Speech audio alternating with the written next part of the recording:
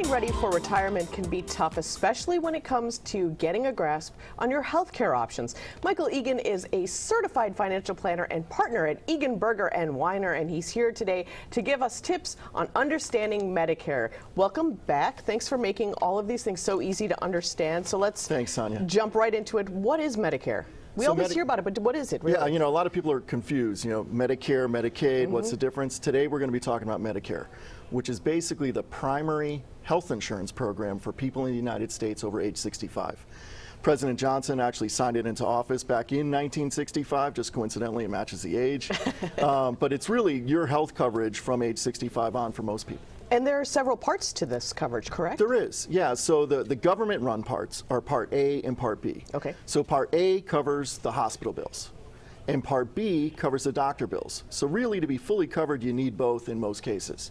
There's also additional parts that private insurance companies work with, Medicare Advantage, prescription drug plans, also known as Part D, and then there is the Medigap scenario that we'll talk about a little bit later. Okay, so we talked about you have to be 65. Yes. To get into Medicare. But what about individual enrollment? Are there certain times that people have to look out for signing up? Is this something that people should be building into their retirement plans? Absolutely. And I've seen mistakes made on this all the time within our practice. We try and be proactive, but occasionally things still happen. So your primary enrollment period, the one you really don't want to miss, surrounds the month you actually turn 65. Okay. So it's the 3 months before, the 3 months after, and including the month you turn 65. So really it's a 7-month window.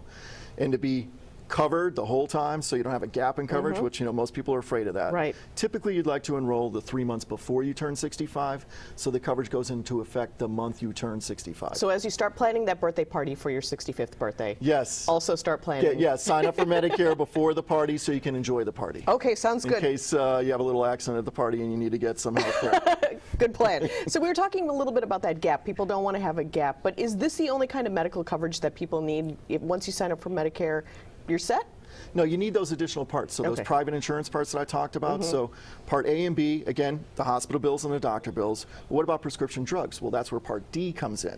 So if you don't have a prescription drug plan that's covering you in retirement, like maybe you had a corporate retirement plan that was helping you with health insurance costs through retirement, then you're going to need to pick up Part D.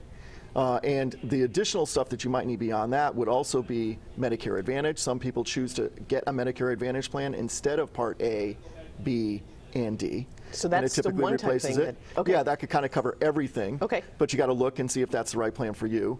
And even with Part A, B, and D, you may also need a Medigap policy, also known as a Medicare supplement. Okay, so that these are things that I hadn't even thought about, because you hear like sign up for Medicare, and you think that's sort of your magic pill, if you will, to stay on the message. But you really need all these parts to sign up, and that gives you the full coverage then? So if I have A through D and everything in between, then I'm covered? Well, almost. Okay. So it's not, let's say, the typical health coverage that people think about. Yeah, so hospital bills, doctor bills, prescription drugs, and most of that gap that isn't paid for by D, A, or B could be picked up with a Medigap or Medicare supplement if you buy the right plan. Okay. Or a Medicare Advantage plan. On top of that, though, there's going to be additional costs that you didn't think about. Ooh. Things like long-term care typically are not covered at all by any faction of Medicare. Okay. Medicaid, which again, you got to be financially indigent to qualify for that, helps pay for that, but not Medicare. So long-term care is a big gap. A lot of people haven't planned for. Dental coverage, vision coverage, in a lot of these plans. Some Medicare Advantage plans cover it, but in a lot of these plans, you're going to have to look at additional coverage for dental and vision, which can also be big healthcare expenses. When and how do we enroll for Medicare? What's the process that we should look to do? And should we just come to our financial planner like Egan, Berger, Weiner and say, you guys just take care of it for me, here are my needs? Sure. So here's the easy part. If you're already getting Social Security, when you turn 65, you're going to automatically be enrolled in Part A and B. Okay. So there's really nothing you need to do at that point. I would, of course, check on it, because occasionally things slip through Make sure the your cracks. address is right and all that kind of information. Okay. But if you're looking at it and you're basically saying, what do I need to do? The easiest thing to do is just basically go to ssa.gov. Okay. And there's actually a button that says apply for Medicare right there. They couldn't make it any easier for you. Now, if you're not really computer savvy and you think that's a little bit too much, then there's also an 800 number, and we actually have it up here on the screen. Great. For the viewers.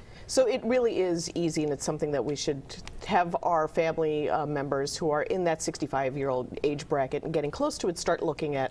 And again, should we be working with a financial planner? And I think so. I mean, ultimately, you should have a financial plan that factors in healthcare costs. Okay. For the typical retiree in the United States, even with all those parts that I talked about, their annual healthcare expenses exceed $5,000 per person. Wow. Between the premiums for the Medicare parts and out-of-pocket costs that typically go on. By the time you hit your 80s, that number could easily double to $10,000 a year. So as a couple in your 80s, it could easily be $20,000 a year of out-of-pocket costs that maybe you didn't plan for in your financial plan. So working with a planner or an advisor who can kind of educate you on, we need a little more cushion in the plan to help pay for these costs so we don't run out of money before we run out of life, might be the best thing to do. And people are living longer these days, so it's something that we really need to think about when we're making these long-term plans, right? They definitely are. Anything that you would suggest that people look at now? Let's say that I'm 64 years old. Anything that you suggest, like this is your first step, go to ssa.gov probably is the first step. Actually my first step would be to talk to my current health plan benefits administrator and see what they require for me at given dates. So again, if you're still actively working, you're working for a company that has more than 20 employees, a lot of people don't need to sign up for Part B or these other parts because they have existing coverage.